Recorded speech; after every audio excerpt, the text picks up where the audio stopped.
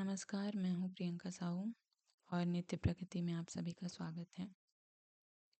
आज है दिनांक 2 सितंबर 2025 और 2 सितंबर 2025 से जो भी इम्पोर्टेंट न्यूज़ हैं और उनसे जितने भी करंट अफेयर्स के इम्पोर्टेंट क्वेश्चन बन सकते हैं उन सभी को हम आज के इस क्लास में डिस्कस करेंगे। और वीडियो के लास्ट में हम अगस्त मंथ का जो इम्पोर्टेंट करंट अफेयर्स रहा है उनको भी हम रिवाइज करेंगे, तो वीडियो में लास्ट तक बने रहिएगा। तो चलिए आज का डिस्कशन स्टार्ट करते हैं। आज का पहला क्वेश्चन है, हाल ही में भारतीय सेना ने किस राज्य या केंद्र शासित प्रदेश में अभ्यास युद्ध कौशल 3.0 का आयोजन किया है? ऑप्शन नंबर 1 है लद्दाख, ऑप्शन नंबर 2 है कश्मीर, ऑप्शन नंबर 3 सिक्किम और ऑप्शन नंबर 4 है अरुणाचल प्रदेश। तो इसका सही जवाब है ऑप्शन नंबर 4 अरुणाचल प्रदेश। इस अभ्यास को गुजरात कोर के general officer commanding lieutenant general गंभीर सिंह द्वारा संभाला गया। हाल ही में 25 से 28 अगस्त 2025 तक सेना की स्पेसर कोर के पैदल सेना इकाइयों ने भारत तिब्बत सीमा पुलिस ITBP के साथ अरुणाचल प्रदेश में अभ्यास अचूक प्रहार किया है। अरुणाचल प्रदेश के बारे में कुछ इम्पोर्टेंट फैक्ट्स जानते हैं। अरुणाचल प्रदेश की राजधानी है ईटानगर। अरुणाचल प्रदेश के मुख्यमंत्री हैं श्री पेमा खांडू जी। अरुणाचल प्रदेश के गवर्नर हैं कैवल्य त्रिविक्रम परनाइक। और विधानसभा एक सदनीय प्रकार की है, कुल 60 सीटें हैं। लोकसभा सीटें हैं टोटल 2 और राज्यसभा सीटें केवल 1। उच्च न्यायालय गुवाहाटी उच्च न्यायालय ईटानगर बेंच। अंतर्राष्ट्रीय सीमा अरुणाचल प्रदेश जो है चीन, तिब्बत, भूटान, म्यांमार के साथ अंतर्राष्ट्रीय सीमा साझा करती हैं और भारत में असम और नागालैंड जैसे राज्यों के साथ सीमा साझा करती हैं। नेक्स्ट क्वेश्चन है, ओडिशा ई बस संचालन में भारत में किस स्थान पर है? ऑप्शन नंबर 1 है तीसरे स्थान पर, ऑप्शन नंबर 2 है चौथे स्थान पर, ऑप्शन नंबर 3 है 5वें स्थान पर और ऑप्शन नंबर 4 है 7वें स्थान पर। तो इसका सही जवाब क्या है? ऑप्शन नंबर 3 5वें स्थान पर। अच्छा, प्रथम स्थान पर कौन है? तो प्रथम स्थान पर है दिल्ली, द्वितीय स्थान पर है महाराष्ट्र, तीसरे स्थान पर है कर्नाटक, चौथे स्थान पर है उत्तर प्रदेश और 5वें स्थान पर है उड़ीसा। उड़ीसा के बारे में कुछ इंपॉर्टेंट फैक्ट जानते हैं। उड़ीसा का प्राचीन नाम है कलिंग। उड़ीसा का स्थापना हुआ था 1 अप्रैल 1936 को और इसे उत्कल दिवस के रूप में मनाया जाता है। उड़ीसा की राजधानी है भुवनेश्वर। उड़ीसा के मुख्यमंत्री हैं मोहन चरण मांझी और राज्यपाल हैं कंभमपति हरिबाबू। विधानसभा की कुल 147 सीटें हैं। लोकसभा में सीट है 21 और राज्यसभा में सीट है 10। उच्च न्यायालय कौन सा है? उड़ीसा उच्च न्यायालय।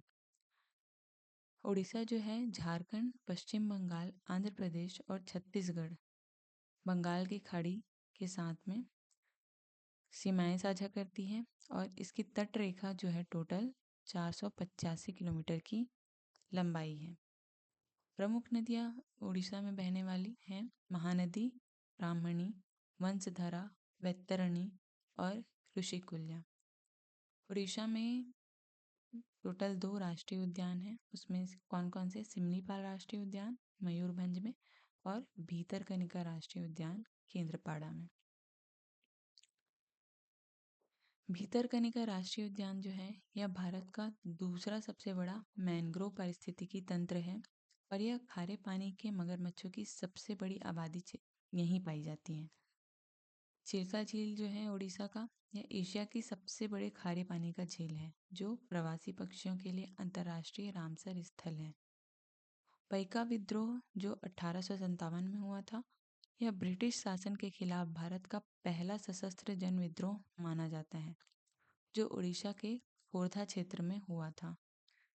संबलपुरी वस्त्र, बोमकाई साड़ी, परला शॉल को GI टैग मिला है। राज्य में 21 लोकसभा सीटें हैं और 10 राज्यसभा सीटें हैं। कोणार्क सूर्य मंदिर जो है ये भारत का एकमात्र रथ आकार का मंदिर है जिसे यूनेस्को विश्व धरोहर स्थल में शामिल किया गया है। राउरकेला इस्पात संयंत्र ओडिशा का भारत का पहला सार्वजनिक क्षेत्र का स्टील प्लांट है।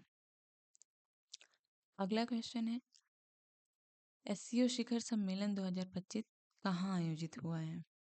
ऑप्शन नंबर 1 है बीजिंग, ऑप्शन नंबर 2 है तियानजिन, ऑप्शन नंबर 3 है शंघाई और ऑप्शन नंबर 4 है वुहान। करेक्ट आंसर क्या है? Option number 2 Tianjin. 2025 में हुए एससीओ शिखर सम्मेलन के बारे में कुछ इंपॉर्टेंट फैक्ट्स जानते हैं। कोविड-19 के बाद पहली बार प्रत्यक्ष उड़ानों की बहाली शुरू कर दी गई है। कैलाश मानसरोवर यात्रा और पर्यटक वीजा जारू फिर से शुरू करने पर सहमति बन गई है। भारत ने चीनी नागरिकों को वीजा देना भी शुरू कर दिया है। एससीओ के बारे में जानते हैं, इसका क्या इतिहास रहा है। एससीओ का स्थापना हुआ है 15 जून 2001 को शंघाई चीन में। पहले ये एससीओ जो है ये शंघाई 5 के नाम से गठित हुआ था 1996 में 1996 में। उस समय चीन, रूस, कजाकिस्तान, किर्गिस्तान और ताजिकिस्तान द्वारा सीमा सुरक्षा और विश्वास निर्माण के लिए इसे गठित किया गया था। 2001 में उज़्बेकिस्तान के जुड़ने के बाद इसका नाम एससीओ रखा गया। एससीओ चार्टर जो है 2002 में हस्ताक्षरित हुआ और 2003 में लागू हुआ है। यह संगठन का संवैधानिक दस्तावेज है। एससीओ का सचिवालय है बीजिंग में, चीन में। भारत की क्या भूमिका है? 2005 में भारत को एक पर्यवेक्षक का दर्जा मिला। 2017 में भारत और पाकिस्तान को पूर्ण सदस्यता प्राप्त हुई।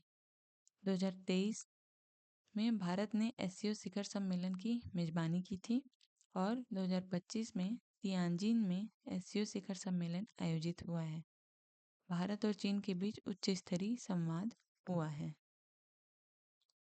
अगला क्वेश्चन है हाल ही में किस मंत्रालय के द्वारा UIDISE प्लस 2024-25 रिपोर्ट जारी किया गया है? ऑप्शन नंबर 1 है संचार मंत्रालय, ऑप्शन नंबर 2 है शिक्षा मंत्रालय, ऑप्शन नंबर 3 है वित्त मंत्रालय और ऑप्शन नंबर 4 है सड़क परिवहन और राजमार्ग मंत्रालय। तो इसका करेक्ट आंसर है ऑप्शन नंबर 2 शिक्षा मंत्रालय। इस रिपोर्ट के अनुसार भारत में शिक्षकों की संख्या पहली बार 1 करोड़ से पार हुई है। 2022-2023 की तुलना में शिक्षकों की संख्या में 6.7% की वृद्धि हुई है और नेशनल एजुकेशन पॉलिसी 2020 के अनुसार छात्र शिक्षक अनुपात जो है 30:1 होना चाहिए, जो कि इस बार के रिपोर्ट में ये साबित हुआ है कि छात्र शिक्षक अनुपात जो है ये 30:1 हमने अचीव कर लिया है। अगला क्वेश्चन है हाल ही में चर्चा में रहे प्रोकोथेमिस एरिथ्रिया नामक दुर्लभ ड्रैगन फ्लाई की प्रजाति भारत में किन राज्यों में पाई गई है? ऑप्शन नंबर 1 है महाराष्ट्र और गोवा, ऑप्शन नंबर 2 है कर्नाटक और केरल, ऑप्शन नंबर 3 है केरल और तमिलनाडु, ऑप्शन नंबर 4 है आंध्र प्रदेश और उड़ीसा। तो इसका सही जवाब क्या है? ऑप्शन नंबर 3 केरल और तमिलनाडु।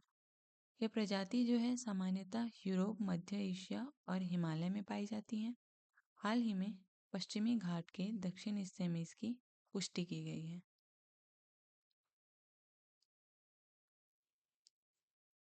पश्चिम घाट के बारे में कुछ इंपॉर्टेंट फैक्ट्स जानते हैं। पश्चिम घाट को सह्याद्री पर्वतमाला भी कहा जाता है। यह पर्वत श्रृंखला भारत के पश्चिमी तट के समानांतर गुजरात से कन्याकुमारी तक लगभग 1600 किलोमीटर तक फैली हुई है। यह महाराष्ट्र, गुजरात, गोवा, कर्नाटक, केरल और तमिलनाडु जैसे कुल 6 राज्यों से होकर गुजरती हैं। इसकी औसत ऊंचाई है 900 से लेकर 1600 मीटर तक और इसकी सबसे ऊंची चोटी है अनाईमुड़ी, जिसकी टोटल लंबाई है 2695 मीटर और ये केरल में स्थित है। 2012 में यूनेस्को विश्व धरोहर स्थल के रूप में इसे मान्यता प्राप्त हुई। यह विश्व के 8 जैव विविधता हॉटस्पॉट में शामिल भी है। इसमें प्रमुख दर्रे कौन कौन से हैं? भोर घाट, पाल घाट और थाल घाट। ये दर्रे जो हैं दक्कन के पठार और तटीय मैदानों को जोड़ते हैं। अगला क्वेश्चन है, भारत सरकार ने बीमा क्षेत्र में एफडीआई की सीमा कितने प्रतिशत तक बढ़ा दी है? ऑप्शन नंबर 1 है 74%, ऑप्शन नंबर 2 है 90%, ऑप्शन नंबर 3 है 100% और ऑप्शन नंबर 4 है 85%। तो इसका करेक्ट आंसर है ऑप्शन नंबर 3, 100%।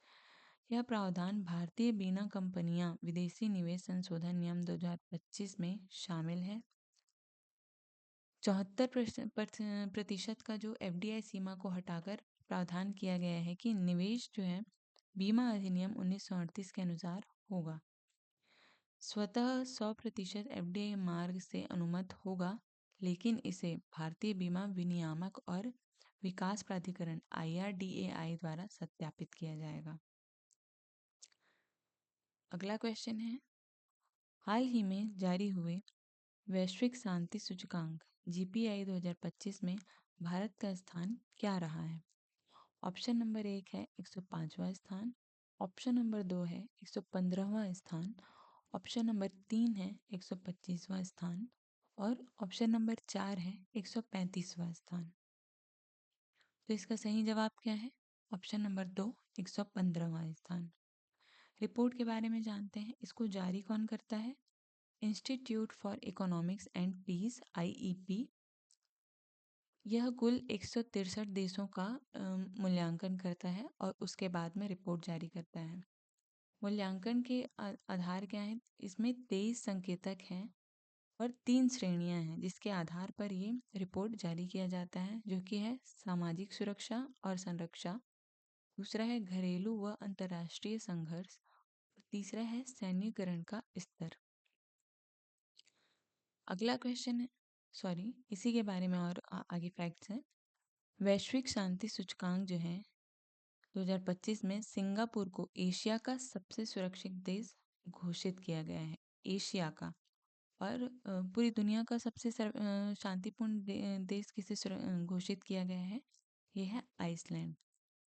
सिंगापुर जो है इसको एशिया का सबसे सुरक्षित देश घोषित किया गया है और वैश्विक स्तर पर यह 6ठा स्थान प्राप्त किया है। सिंगापुर का स्कोर क्या है? 1.357। भारत की स्थिति क्या रही है? भारत ने 115 स्थान प्राप्त किया है और हमारा स्कोर क्या रहा है? 2.229। यह report Institute for Economics and Peace द्वारा जारी की गई है। इसमें कुल 163 देशों का मूल्यांकन किया गया है। अगला सवाल है, हाल ही में बैडमिंटन वर्ल्ड फेडरेशन विश्व चैंपियनशिप BWF 2025 का मुकाबला किस स्थान पर खेला गया है? तो इसका सही जवाब है पेरिस एरेना। भारत का शीर्ष पुरुष डबल्स बैडमिंटन जोड़ी सात्विक साईराज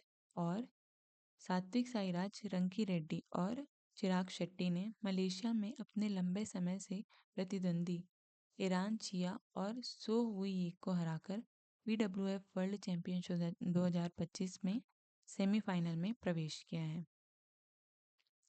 नेक्स्ट क्वेश्चन है, हाल ही में भारत में मल्टी लेन फ्री फ्लो प्रणाली सबसे पहले कहाँ लागू की गई है?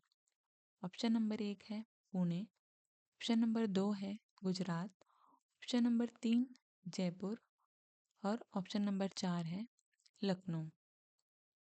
तो इसका सही जवाब क्या है? Option number 2 Gujarat. यह एक बैरियर रहित उच्च तकनीकी टोल प्रणाली है जिसमें टोल वसूली फास्टैग और वाहन पंजीकरण संख्या के आधार पर होती है। इसमें कौन कौन सी तकनीकों का उपयोग किया जाता है? एक है हाई परफॉर्मेंस RFID रीडर्स और दूसरा है ऑटोमेटिक नंबर प्लेट रिकग्निशन कैमरे। गुजरात के बारे में जानते हैं कुछ इम्पोर्टेंट फैक्ट्स। गुजरात की राजधानी है गांधीनगर।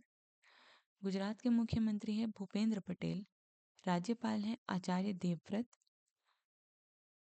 गुजरात की विधानसभा जो है एक सदनीय है, जिसमें टोटल 182 सीटें हैं।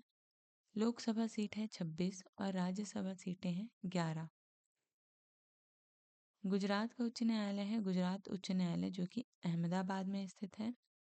गुजरात का कच्छ जिला जो है भारत का सबसे बड़ा जिला है। गुजरात का गिर वन एशियाई सिंहों का एकमात्र प्राकृतिक आवास है। गुजरात जो है राजस्थान, मध्य प्रदेश, महाराष्ट्र, अरब सागर और पाकिस्तान सिंध प्रांत के साथ बॉर्डर शेयर करता है। स्टैच्यू ऑफ यूनिटी जो है सरदार पटेल की विश्व की सबसे ऊंची प्रतिमा, जो कि 182 मीटर तक ऊंची है। गिफ्ट सिटी गांधीनगर भारत का पहला अंतर्राष्ट्रीय फाइनेंस और टेक्नोलॉजी हब बना है। अगस्त माह का कुछ इंपॉर्टेंट करेंट अफेयर्स को हम आज रिवाइज करते हैं।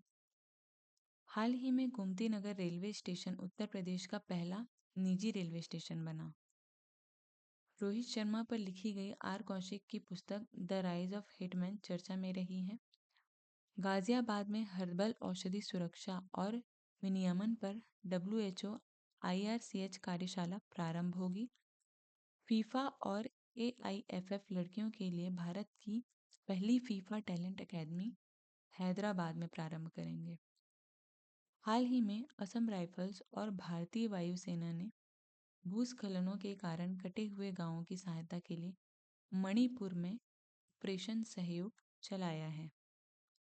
हाल ही में वैश्विक AICTE इंडेक्स 2025 में बेंगलुरु को 26वां स्थान प्राप्त हुआ है। हाल ही में मोल्डोवा अंतर्राष्ट्रीय सौर गठबंधन का 107वां सदस्य बना है। लोकसभा ने गोवा की विधानसभा में जनजाति को आरक्षण प्रदान करने हेतु एक विधेयक पारित किया।